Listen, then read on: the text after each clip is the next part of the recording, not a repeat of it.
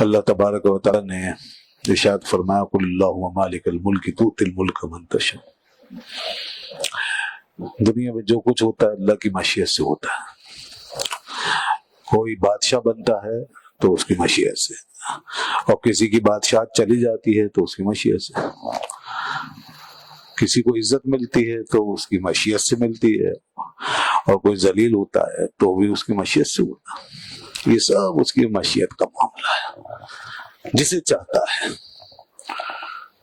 جس کے ساتھ مشیت جو وابستہ ہو جائے، جو وہ ارادہ کر لے. مشیت کا مطلب ارادہ، سب اس کا ارادہ ہے، کیونکہ وہ صاحب ارادہ ہے. یہ اس کی صفت ہے، بنیادی صفتوں میں سے ایک صفت ہے ارادہ، مشیت. تو اس لیے یہاں فرمایا کہ کہو اے اللہ، اے تمام ملکوں کے مالک، تو عطا فرماتا ہے بادشاہت جسے چاہتا ہے، اور چھین لیتا ہے بادشاہت کو جس سے چاہتا ہے، اور تو عزت دیتا ہے، تو عزت دیتا ہے جسے چاہتا ہے، اور تو ذلیل کرتا ہے جسے چاہتا ہے. بیدک الخیر، ساری بھلائی تیرے ہاتھ میں ہے. جس کے پاس مشیت ہے، ارادہ ہے، اسی کے پاس بھلائی ہے ساری. وہی مالک ہے ساری بھلائیوں. جب مشیت اس کی ہے تو ساری بھلائیاں بھی اس کے ہاتھ میں. اس لیے اسی ذات سے توقع ہونی چاہیے، اسی سے لو لگانی چاہیے. حقیقتاً دینے والا وہی ہے.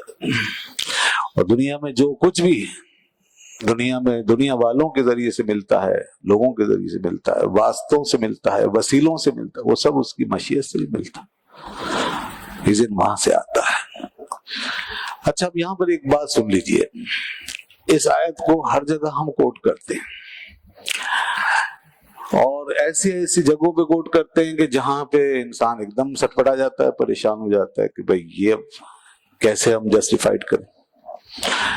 بہت سی چیزیں ایسی ہوتی ہیں جو اس کی مشیت سے ہیں. بے شک سب مشیت سے ہو رہا ہے نا، مگر وہ چیز، وہ بات، وہ کیفیت پسندیدہ نہیں ہے. ایک ظالم کے ہاتھ میں اختیار ہے، تو اب بتائیے اس کو کیسے سمجھیں گے؟ کیا مطلب ہے اس کا؟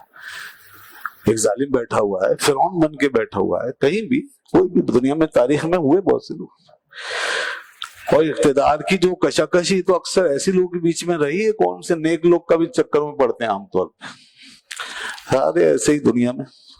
اور اکثر و بیشتر یہ بادشاہت کی اور اقتدار کی لگامیں یزید جیسے لوگ کے ہاتھوں میں رہی ہیں، ظالموں کے ہاتھوں میں رہی ہیں، جابروں کے ہاتھوں. کبھی اللہ نے خلق خدا پر کرم فرمایا تو کوئی نیک عادل اللہ سے ڈرنے والے آ گئے تو بس پھر کرم ہی کرم ہو گیا. اسی کے لیے لوگ دعائیں کرتے رہتے، ورنہ تو ظالموں نے اس دنیا کا تماشا کر دیا اور بہت ظلم کیا. آپ کیا کہیں گے اس وقت جب یزید اقتدار پہ بیٹھا ہوا ہے اور فاطمہ کا لال کربلا کی تپتی ہوئی ریت پر کھڑا ہے؟ نبی کا سارا گھرانہ بھوک و پیاس سے تڑپایا جا رہا ہے.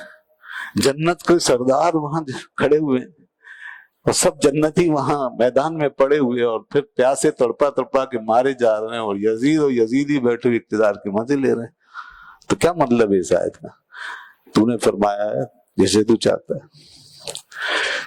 تو اس کا جواب یہ ہے، وہ فرماتا ہے میرے بندو، یہ میری مشیت ہے، میری مرضی نہیں ہے. مشیت اور ہوتی ہے، مرضی اور ہوتی ہے. یہ مشیت ہے کہ یزید اقتدار پہ بیٹھا ہوا تھا، پلید اقتدار پہ بیٹھا ہوا تھا، اور پاک صاف اور طیب نبی کا نواسا، جنت کا سردار، جنتی جوانوں کا سردار کربلا کی خاک پر پڑا ہوا تھا.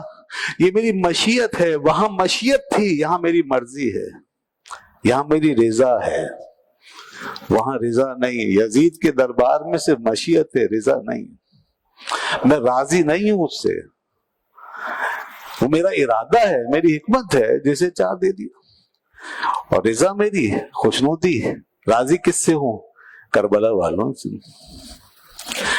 اگر فرعون تک اقتدار پہ بیٹھا ہے، تخت پر براجمان ہے، خدائی کے دعوے کے ساتھ، اور اللہ کا نبی پاک پیغمبر موسیٰ علیہ السلام اپنی مومن امت کے ساتھ وہاں سے ہجرت کرنے پہ مجبور ہے، تو یاد رکھو وہ میری مشیت ہے اور یہ میری رضا ہے۔ وہ مشیت تھی کہ فرعون کو اقتدار ملا ہوا ہے، میری مشیت سے ملا، لیکن رضا اور خوشنودی میری موسیٰ کلیم اللہ کے ساتھ، اور اس کا سب سے بڑا محبوب، سارے نبیوں کا سردار، اس کی مخلوق میں سب سے زیادہ پیارا بندہ محمد الرسول اللہ صلی اللہ علیہ وسلم ہے۔ ہجرت کی رات آپ ہجرت کرنے پہ مجبور، مکہ چھوڑنے پہ مجبور، اپنا گھر وطن سب، اور آپ پر ایمان لانے والے کیسی بے کسی بے بسی کی حالت میں جانے پہ مجبور، اور ادھر ابو جہل ابو لہب مکے پہ قابض، اللہ کے گھر پہ قابض، اور جو نبی ہے اس گھر کا جو سب حقیقی محافظ ہے، جو اس امت کا والی و وارث اور کائنات کی رحمت، وہ اس کا گھر چھوڑ کے جانے پہ مجبور، 400-500 کلومیٹر کے فاصلے پہ دور۔